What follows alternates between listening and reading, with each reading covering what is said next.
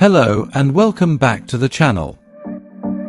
Today we arrive again at the coast of Normandy, where we will first visit Honfleur, an essential place if you visit this French region. And if you like our video, do not forget to like it, subscribe and activate notifications so that you know when we upload a new video.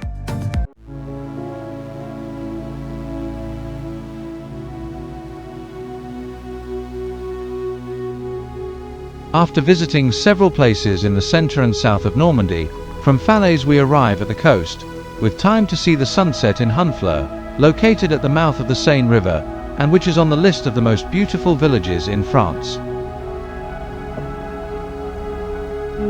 Taking advantage of the last rays of the sun, we begin the visit to this beautiful town, which developed around the 10th century, becoming one of the most important ports of Normandy, being the starting point for different navigators towards the New World, and a town that in the 19th century captivated impressionist painters such as Monet or Courbet, who knew how to reflect in their paintings the beauty of places like the Vieux Bassin, the old port of Honfleur.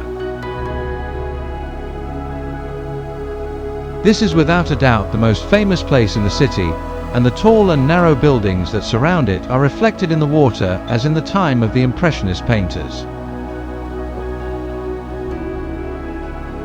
Around the port are buildings such as the Town Hall, the Church of Sainte-Catherine where the Maritime Museum is located, or the Lieutenance, one of the few remains of the 14th century fortifications, and so called because it was the residence of the Lieutenant of the kingdom in the 17th century.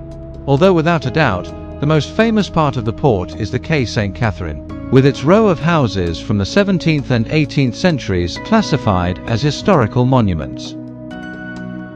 In the port we also find the carousel, where children have enjoyed every year since 1995, between the months of May and October.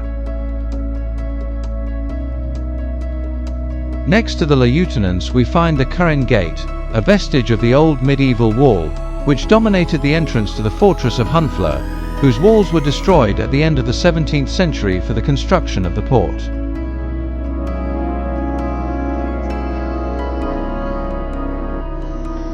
In front of the Caen Gate we enter the St. Catherine district, undoubtedly the most visited by tourists, and famous for its narrow medieval streets with half-timbered houses, such as Elm de Bois Street or Lingot Street, where apart from restaurants and hotels, we find art galleries and antique shops.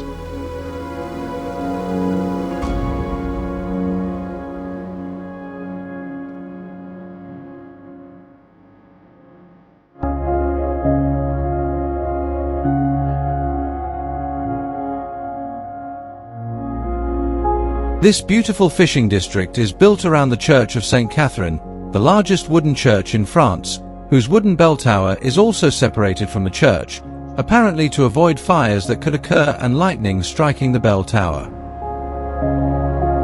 The church was built in the 15th century by local carpenters, many of them sailors, using techniques typical of shipbuilding, and for this reason this church has a structure that recalls the inverted keel of a ship and whose interior we will visit tomorrow, since for today we conclude our visit to Honfleur.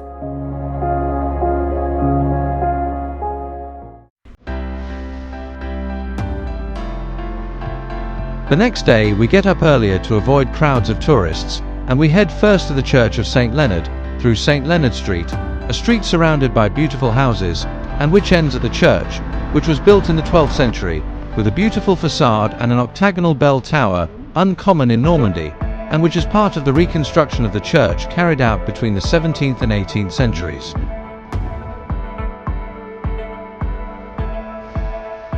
The interior features a beautiful wooden vault and 19th century paintings, and as a curiosity, very close to this church was born the impressionist painter Eugene Boudin.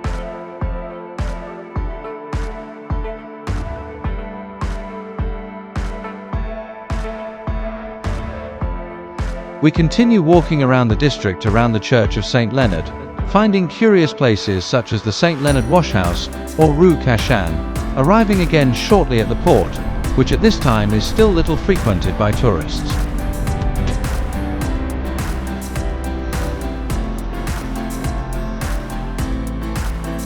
On one side of the port we find a tree-lined square, where you can see a mural with different famous characters who are surprised by the beauty of this place.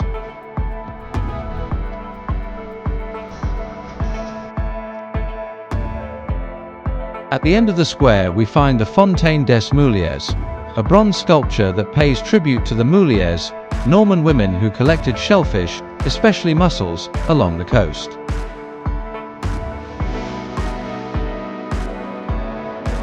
From this unique fountain, we again enter the beautiful alleys of Honfleur, such as Rue de la Ville, with colourful facades adorned with flowers, and where we find the salt granaries, two majestic 17th century salt granaries, built with stone and an impressive wooden roof, and which bear witness to Honfleur's commercial past.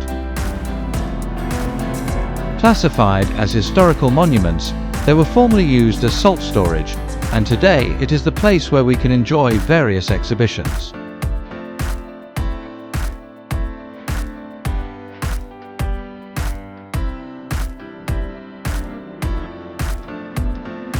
Very close to the salt granaries, in the so-called Rue des Petites Boucheries, so called because of the butcher stalls that were found here in the 17th century, we find the Manoir de Roncheville, with a beautiful inner courtyard, and which was the residence of the Roncheville family, rulers of Honfleur until the 100 Years' War, and whose interior houses various art exhibitions.